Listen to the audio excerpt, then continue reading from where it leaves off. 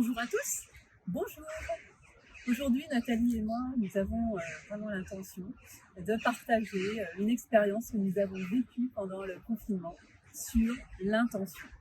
Alors oui, c'est vrai que pendant tout ce confinement, pendant 50 jours, on a décidé avec Martine de poser une intention quotidienne, une intention avec évidemment des mots, de manière avec une affirmation positive, une intention avec une image visuelle, et puis avec un geste somatique. Alors peut-être que tu peux nous dire comment on a fait pour ça? Ben oui, en fait, ce qui s'est passé, c'est qu'au début du confinement, comme nous tous, nous étions vraiment enfermés, chacun en fonction de nos vies respectives. Et Nathalie et moi, on a commencé en fonction du chaos du moment, soit c'était un peu de la tristesse ou de la joie, à se dire, tiens, je pose pour toi l'intention de... Et au fil du temps, c'est devenu un rituel. Et tous les jours, on a posé une intention avec un geste et avec une image. Alors c'est vrai que l'intention, ça peut être l'intention d'un jour, à un moment donné où on se sent un peu triste et on a besoin d'aller chercher un peu plus de gaieté, un peu plus de joie, un peu plus d'expérience dans sa vie. C'est vrai que le confinement, ça n'a pas été chose facile pour tous. Ou ça peut être aussi une intention de vie, comme par exemple les travaux de Joseph Campbell, Le voyage du héros, où là on va poser une intention qui est plutôt une intention de vie, qu'est-ce que j'ai envie de vivre dans ma vie pour moi, et puis poser des petites intentions quotidiennes qui permettent d'aboutir à une intention beaucoup plus grande, beaucoup plus large. Et donc on a travaillé beaucoup avec les images. Oui, avec les images.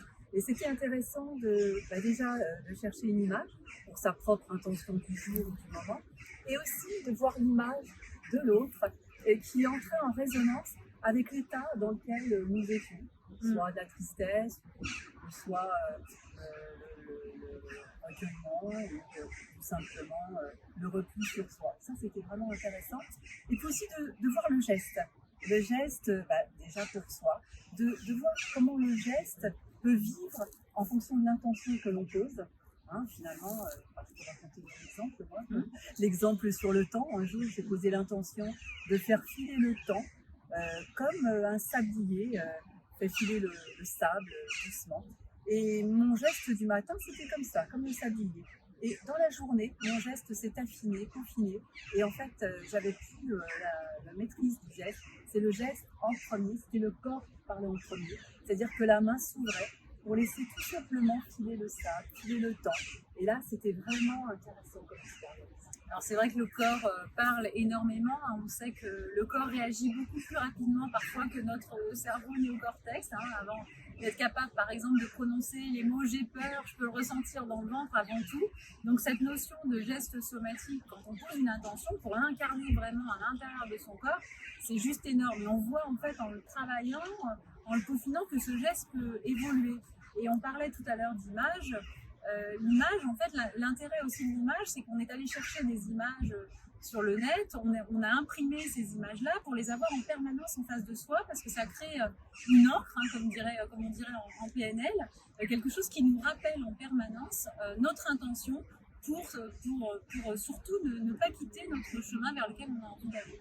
Oui, c'est vrai, Nathalie, c'était intéressant d'avoir peut-être un objet, une image ou quelque chose qui était en lien avec l'intention que nous avions posée et quelque chose qu'on avait sur soi ou en soi, mais en tous les cas qui nous rappelait cette belle intention posée du moment et à laquelle nous pouvions nous reconnecter vraiment de façon naturelle et automatique avec ce geste qui venait en soutien et qui est vraiment, moi je dis, le geste est vraiment très très fort avec l'intention posée. Et bien sûr, avec avant, au préalable, un état coach. Évidemment, état coach dont on parlera ultérieurement. Et donc, on a une vraie question à vous poser. Puisqu'on nous, on a partagé nos intentions comme ça pendant 50 jours et on a vu le bénéfice qu'on pouvait en retirer, est-ce que vous prenez le temps de partager vos intentions? Est-ce que vous prenez le temps d'imprimer les images qui vous viennent? Est-ce que vous répétez votre geste chaque jour pour ancrer cette intention en vous et pour continuer d'avancer étape par étape, petit pas par petit pas? On dit des baby steps en anglais, petite étape par petite étape pour arriver à votre étape finale. Hâte de savoir. À bientôt. Donc n'hésitez pas à laisser vos commentaires sous notre vidéo. À bientôt.